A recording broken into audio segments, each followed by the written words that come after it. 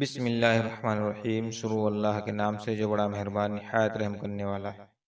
अस्सलाम वालेकुम प्यारे दोस्तों, आज हम आपको एक ऐसा इबरतनाक वाक़या सुनाएंगे जिसे सुनकर आप जरूर सबक हासिल करेंगे। गरीब माँ बाप की इकलौती बिगड़ी हुई बेटी जो कि हर वक्त गाने सुनने की शौकीन थी, उसे अल्लाह ताला ने कैसे इबरत का निशान बनाया, आइए देखते हैं। इस सबक आमोज वाक़या किसी गांव में एक आलिम साहब थे।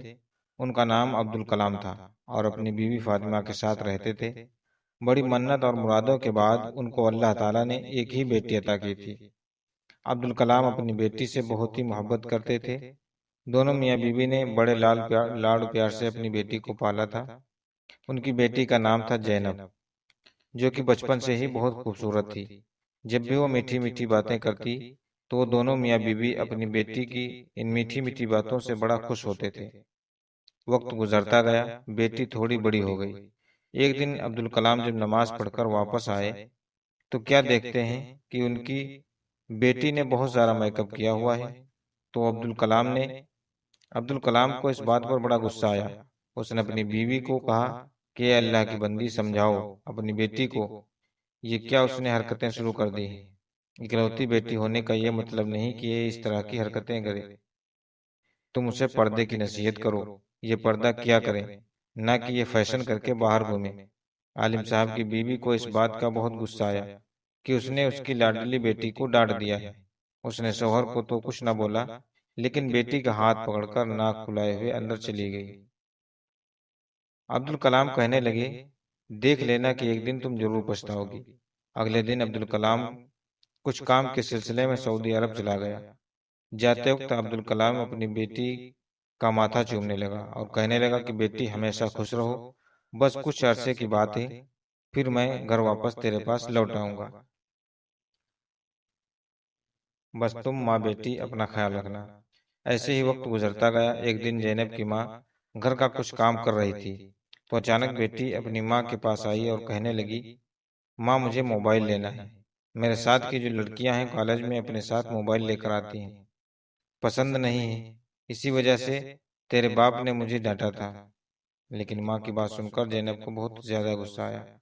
अपनी माँ को बोली, माँ मुझे नहीं पता, ना तो मैं कुछ खाऊंगी न पीऊंगी, न कोई घर का काम करूंगी और ना ही कॉलेज जाऊंगी। चाहे जो मर्जी कर लो, जब तक आप मुझे मोबाइल नहीं लेकर देंगी मैं कोई काम नहीं करूंगी। मुझे हर हाल में मोबाइल लेना है। इतना कहकर वो रोने लगी। उसकी माँ को उस पर बड़ा तरस आया, क्योंकि उसकी कोई और औलाद नहीं थी, उनकी ये एक ही बेटी थी। फिर जैनब की माँ उसके पास आई और बोली, बेटा अल्लाह का वास्ता खाना खा लो, तुम्हारी तबीयत खराब हो जाएगी। चलो मैं तुम्हारे आगे हार मान लेती हूँ, मैं तुम्हें मोबाइल लेकर दूंगी, बल्कि हम आज ही तुम्हारा मोबाइल लेकर आएंगे। ये बात सुनते ही जैनब के चेहरे पर मुस्कुराहट आ गई। उसके बाद दोनों माँ बेटी बाजार चली गईं और जैनब की माँ ने उसे एक नया मोबाइल खरीद दिया। अब तो जैनब बहुत ही ज्यादा खुश थी, क्योंकि उसकी इतनी बड़ी ख्वाहिश जो पूरी हो गई थी, जो कि नामुमकिन थी। उसका बाप तो उसे कभी भी मोबाइल लेकर ना देता, लेकिन उसकी माँ जिद के आगे हार गई थी। अब आगे क्या होने वाला है ये आप लोग जरूर सुनिएगा। जैनब ने जब घर में आकर मोबाइल को डिब्बे से निकाला तो उसकी माँ खुशी खुशी पास बैठकर बोली, बेटा ये मुझे भी दिखाओ किस तरह का होता है। तो जैनब के तो फौरन ही तेवर बदल गए। कहने लगी, माँ जा अपना काम कर, तुझे क्या पता मोबाइल क्या होता है और कैसे चलता है। तू कौन सा पढ़ी लिखी है, तू तो जाहिल है। माँ को गुस्सा आया, लेकिन बेटी की खातिर माँ ने सब नजरअंदाज कर दिया। फिर वक्त यूं ही गुजरता गया। वो लड़की दिन ब दिन बिगड़ती गई, मोबाइल में हर वक्त घुसी रहती थी, माँ का कहना ना मानती थी, ना कोई घर का काम करती और ना ही नमाज अदा करती। और जब माँ नमाज पढ़ने लगती तो उस लड़की को इस बात की कोई फिक्र न होती, बस वो मोबाइल में गाने चलाकर सुकून से सुनती रहती। जब उसकी माँ का नमाज से जहन उल्टा होता तो वो बेटी से बोलती कि बेटी इसकी आवाज़ कम कर लो, मैं नमाज पढ़ रही हूँ। तो ध्यान भटक जाता है। आगे से बेटी जवाब देती, माँ तू नमाज पढ़, माँ तू नमाज कब पढ़ रही है, तेरे कान में मेरे मोबाइल की तरफ लगे रहते हैं। माँ फिर भी सब्र करके घूंट पी जाती है। उसको अपनी बेटी की फिक्र सताने लगी कि ये बेटी क्या कर रहे। जैनब की माँ एक दिन फिर बेटी को समझाने बैठ गई कि बेटी, खुदा का खौफ करो, इतना मोबाइल ना चलाया करो, तुम्हारी आंखें खराब हो जाएंगी, तुम बीमार पड़ जाओगी। बेटी, मुझे तुम्हारी बहुत फिक्र है, कुछ घर का काम भी कर लिया करो। लेकिन जैनब को मोबाइल से फुर्सत ही कहाँ मिलती थी। उसने अपनी माँ को इतनी बात सुनने का धक्का दे दिया और कमरे से बाहर फेंक दिया और कहने लगी कि मुझे डिस्टर्ब करने क्यों आती हो बार बार। जब लाइट ऑफ हो जाएगी मोबाइल चार्जिंग पर लगाकर घर का काम कर लूंगी। उस वक्त जैनब की माँ को एहसास हुआ कि उसने कितनी बड़ी गलती कर दी। और जब और अब तो ये लड़की मेरे हाथों से निकल चुकी है। पहले तो जैनब मोबाइल पर गाने ही सुनती थी, लेकिन अब तो उसने हद पार कर दी। वो जिस कॉलेज में पढ़ती थी उस कॉलेज के में उसके साथ एक लड़का पढ़ता था, जिसके साथ जैनब की दोस्ती हो गई और दिन रात उसके साथ कान में लगाए हुए बात करती रहती। और जैनब अपना दिल उस लड़के को दे बैठी थी। वो लड़का उसे हर तरह की हरकत पर मजबूर कर रहा था और जैनब हर बात उसकी मान जाती थी। अब तो उसे अपनी माँ बिल्कुल भी अच्छी नहीं लगती थी। वो अपनी माँ को बर्दाश्त नहीं कर पा रही थी। बस हर वक्त ये दुआ करती कि कोई ऐसा दिन आ जाए और मेरी माँ कहीं गायब हो जाए और घर से ही चली जाए और मैं उस लड़के से जी भर के बातें करूं। ऐसे ही जब उस लड़के को अपनी तस्वीरें भेज रही थी तो जैनब की माँ ने उसे देख लिया। तो उसने जैनब के मुंह पर एक थप्पड़ मारा और बोली, क्या मैंने इसलिए तुझे मोबाइल लेकर दिया था। जैनब को इतनी बात सुनकर बड़ा गुस्सा आया। उसने अपनी माँ को एक झटके से जमीन पर फेंका और मारने लगी और साथ साथ ये कह रही थी कि तुम्हारी हिम्मत कैसी हुई मुझे थप्पड़ मारने की। मेरी अपनी जिंदगी है, मैं उसे अपनी मर्जी से जीऊंगी और एक तू है कि मुझे जीने का कोई हक नहीं देती। ना कहीं तो जाने देती है, तू मारती है, न मेरी जान छोड़ती है, न मरती है। अब तो नाफरमानी की सब हदें पार हो चुकी थी। वो अपनी माँ को बुरी तरह से मार रही थी। अचानक दरवाजा खुला और जैनब का बाप बिन बिन बताए ही सऊदी अरब से वापस आ चुका था। उसने आते ही घर में यह माहौल देखा। उसने भागकर अपनी बीवी को जमीन से उठाया और बेटी को एक जोरदार थप्पड़ मारा और बोला कि बेटी, शर्मो हया क्या बेच कर खा गई हो। अपनी माँ को थप्पड़ मारकर तुम्हें कैसा लग रहा है। जैनब की माँ ने रोते रोते अपने शौहर को सब कुछ सच सच बता दिया। मैंने ही इस जलील को मोबाइल लेकर दिया, जिसकी वजह से लड़की बिल्कुल बर्बाद हो चुकी है। अब्दुल कलाम कहने लगा, अब क्यों चुप पछता रही हो। ये सारी तुम्हारी ही ढील ही क्या नतीजा है। अभी वो दोनों मियाँ बीबी इस तरह बातें कर ही रहे थे कि बेटी पांव पटकती हुई अपने कमरे में चली गई और जाते ही उसी लड़के को कॉल कर दिया। उस लड़के ने आगे से जैनब को तसल्ली दी और माँ बाप के खिलाफ और भड़काने लगा। ये तुम्हारे कैसे माँ बाप हैं, तुझ पर तो जुल्म करते हैं, तुझे भी तो जीने का हक है। तू अगर मुझसे बात करती है तो क्या गुनाह करती है। जैनब कॉल पर रोती जा रही थी। उस लड़के ने जैनब से कहा, तुम्हारा बाप जो कुछ भी कमा रहा है और कमा कर लाया है, तुम ऐसा करो, सब कुछ समेट लो और मेरे पास आ जाओ, हम भागकर शादी कर लेंगे। जैनब ने घर में माँ का जितना भी जेवर और बाप का जितना भी पैसा पड़ा था वो सब उठा लाई और लेकर रात को चुपके से भाग गई। वो लड़का जैनब का इंतजार कर रहा था। जब उसने जैनब को आते देखा तो जल्दी से जैनब का सारा सामान पकड़ा और कहने लगा, तुम इधर ही रुको, मैं गाड़ी का इंतजाम करके आता हूँ। फिर जैनब पूरी रात उस लड़के का इंतजार करती रही, लेकिन वो ना आया। जैनब को वहां पर एक बुजुर्ग आते दिखाई दिए। उस बुजुर्ग ने पूछा, बेटी क्या बात है, तुम अकेली क्यों बैठी हो और रो क्यों रही हो। जैनब ने रोते हुए उस बुजुर्ग को अपना सारा वाकया सुनाया। उस बुजुर्ग ने जैनब को समझाया और बोला, बेटी, अभी भी कुछ नहीं बिगड़ा, फजर से पहले का टाइम है, फजर से पहले पहले तुम ऐसा करो, चुपके से घर लौट जाओ, तुम्हारे माँ बाप को कुछ पता ही नहीं चलेगा और इनकी इज्जत बच जाएगी। जैनब ने बिल्कुल ऐसा ही किया और चुपके से अपने घर वापस आ गई। देखा तो उसके माँ बाप अभी सो रहे थे।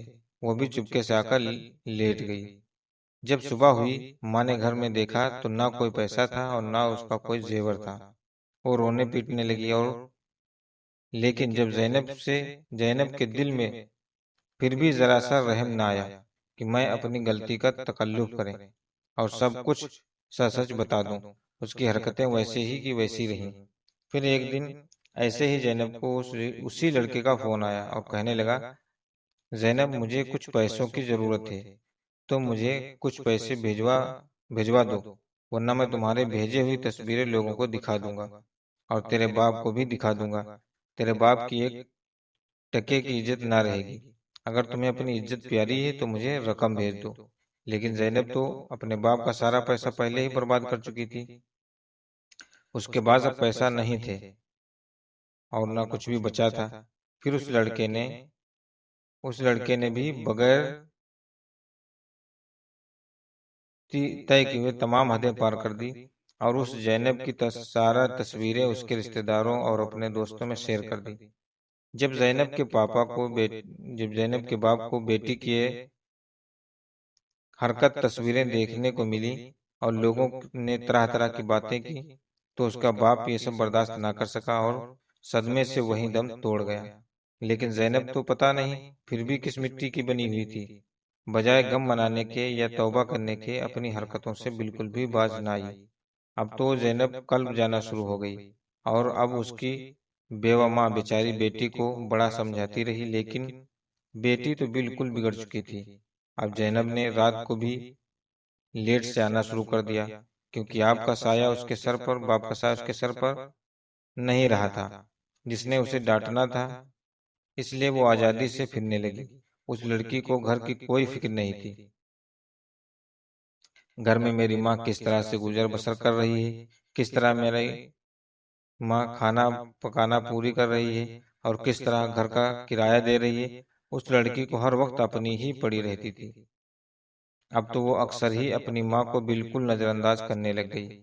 उसने अपनी तालीम बस कॉलेज तक ही हासिल की। उसके बाद अपने तालीम सिलसिले को जारी न रखा। उसे कुछ ही रहम आया उसे कुछ ही रहम और अपनी माँ का हाथ बटा के लिए एक जगह नौकरी करने लगी। माँ इस बात पर तो बहुत खुश थी कि उसकी बेटी अपने घर के खर्च चलाने के लिए कुछ पैसे कमा कर ला रही है और उसका फिक्र भी कम हो गया। लेकिन वो इस बात पर बहुत ज्यादा परेशान थी कि 19 साल की लड़की अक्सर रात तक बाहर रहती है, इसका मोबाइल फोन भी बंद होता है। अपनी माँ का ये बहाना करती, एक काम की ज्यादती की वजह से वो अपना मोबाइल बंद कर देती है। जैनब की माँ को इसके इस झूठ से तस्वीर लाहिर हुई। जैनब की माँ और ज्यादा परेशान रहने लगी और उसने एक बार फिर सोचा कि मैं किसी तरह अपनी बेटी पर नजर रखूं ताकि ये दोबारा पहले वाली गलती का शिकार न हो जाए। इसलिए अपने घर के बाहर एक सीसीटीवी कैमरा लगवा दिया और रोजाना सुबह उठकर वो वीडियो देखती और चेक करती कि रात उसकी बेटी कितने बजे घर आती है। जैनब अपनी माँ की इस हरकत से बहुत ज्यादा परेशान थी और शरीर गुस्से में भी थी और उसने अपनी माँ से झगड़ना भी शुरू कर दिया। तुम अपनी बेटी पर शक कर रही हो, ये अच्छा नहीं है। लेकिन जैनब की माँ ने वो कैमरा लगाए रखा और रोजाना की बुनियाद पर यही चेक करती रही कि उसकी बेटी रात को किस वक्त पर लौटती है। एक दिन जैनब अचानक गायब हो गई।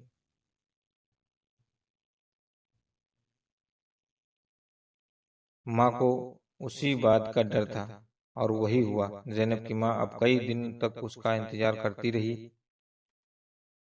न जैनब घर वापस आई और न ही वो जैनब की माँ की हालत जब वापस नहीं आई तो जैनब की माँ की हालत खराब होने लगी और उसने बदनामी के डर से किसी से भी इस बात का जिक्र भी न किया कि मेरी बेटी घर से भाग गई है।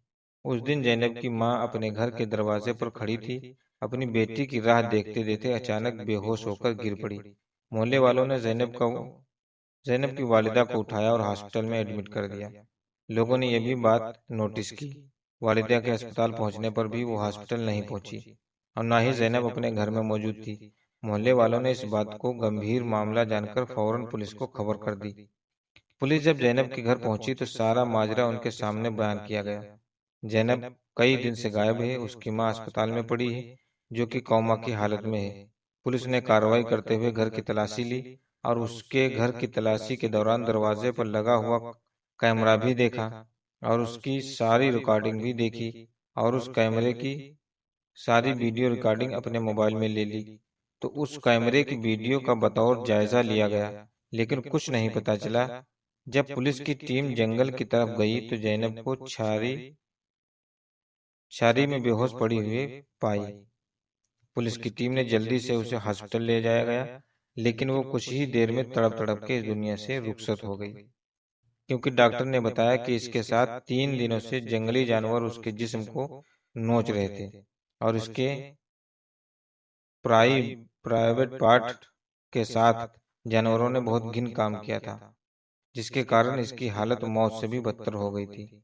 और उसकी माँ अभी भी कोमे में थी, वो बेहोश थी। उसकी माँ को पता भी नहीं था कि उसकी नाफरमान औलाद इस दुनिया से रुखसत हो चुकी है। अब मोहल्ले वालों ने जैनब के कफन दफन का बंदोबस्त करना था, क्योंकि जैनब की मैयत बिल्कुल लावारिस पड़ी हुई थी। उसका बाप नहीं था और उसकी माँ बेहोश थी।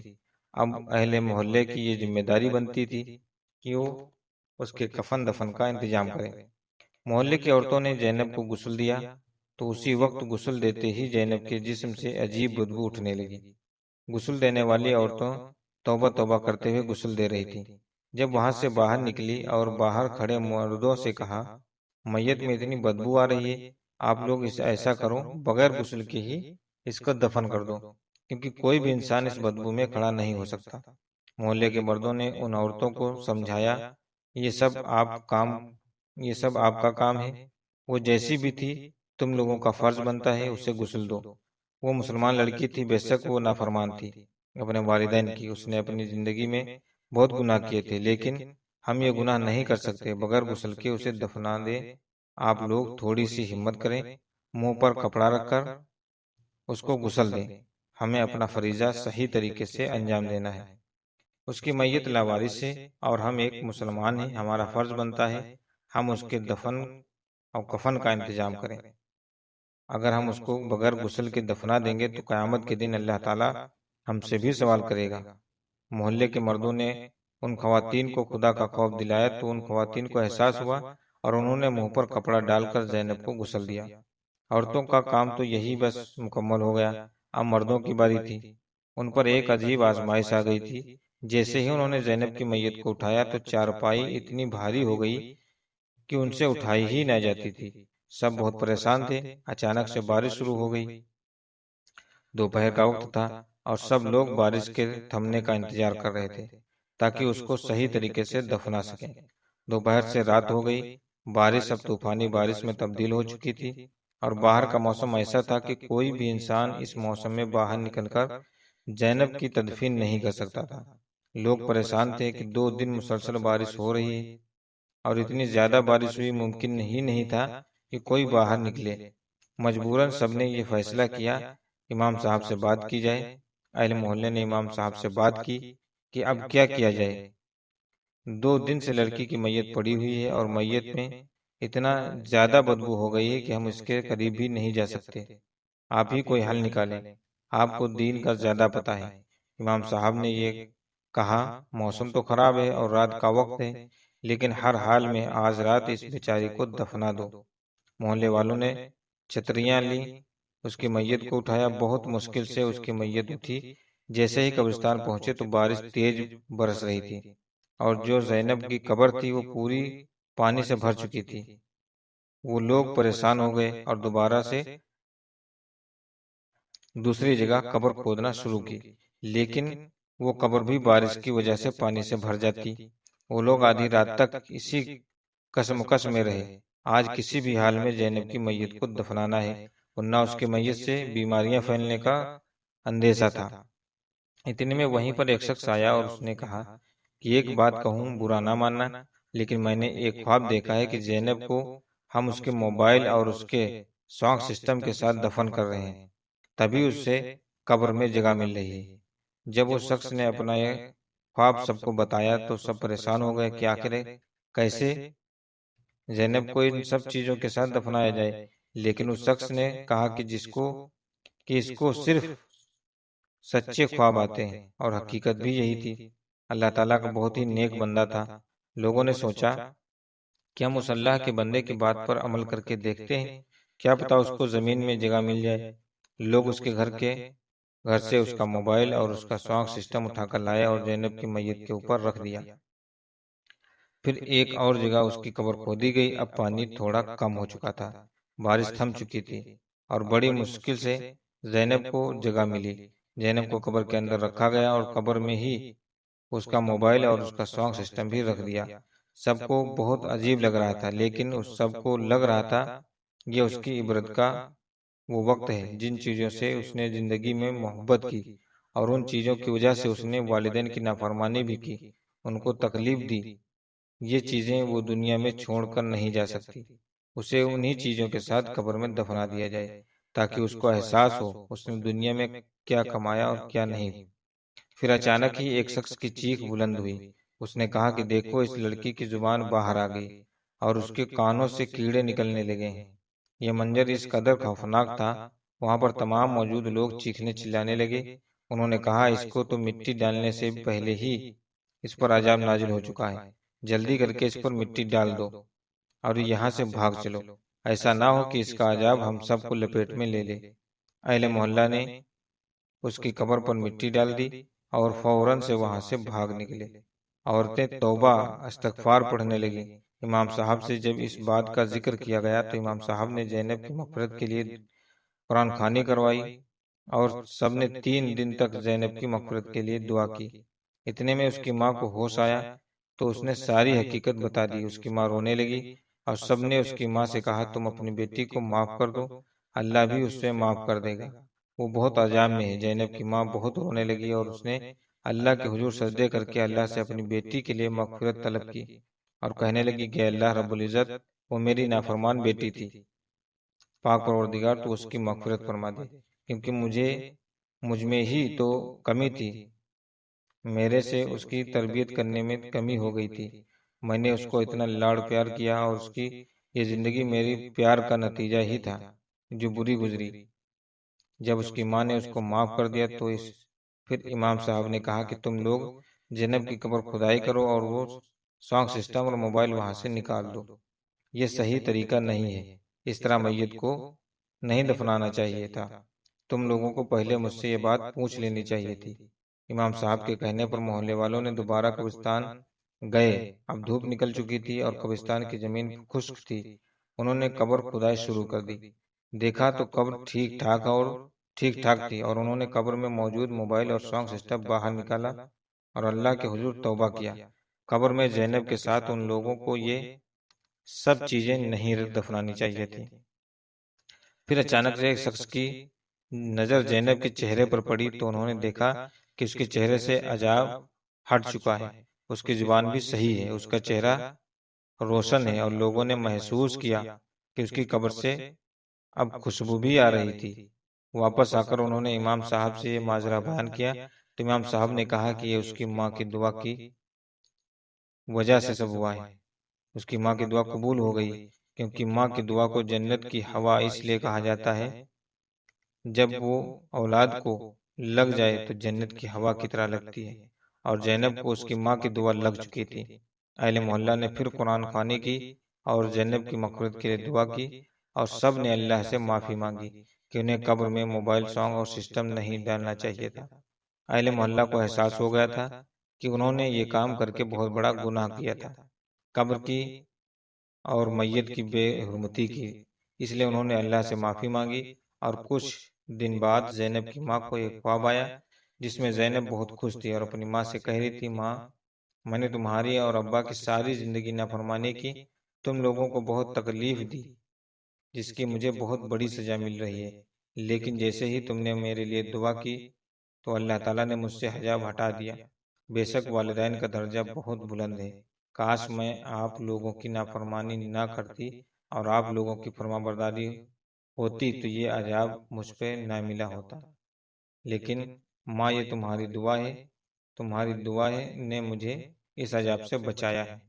ये ख्वाब सुनकर अहले मोहल्ला खुश हो गए और इमाम साहब ने सबसे कहा कि देखो, हम लोग सब कितने गुनहगार हैं, बड़े बड़े गुनाह करते हैं और हमें उसकी सजा भी मिलती है, लेकिन अल्लाह की जात इस कदर मेहरबान है जब इंसान को उसकी गलती का एहसास हो जाए तो फौरन अल्लाह से अपनी उस गलती का माफ़ी मांग लेना चाहिए। तो उम्मीद करता हूँ वीडियो आप लोगों को पसंद आई होगी और अल्लाह ताला हम सबको कहने और सुनने से ज़्यादा अमल करने की तौफीक अता फरमाए। प्लीज़ इस वीडियो को अपने दोस्तों में शेयर ज़रूर कीजिएगा ताकि और भी लोग इस वीडियो से नसीहत हासिल कर सकें। हम मिलते हैं अगली वीडियो में, तब तक के लिए अल्लाह हाफिज़।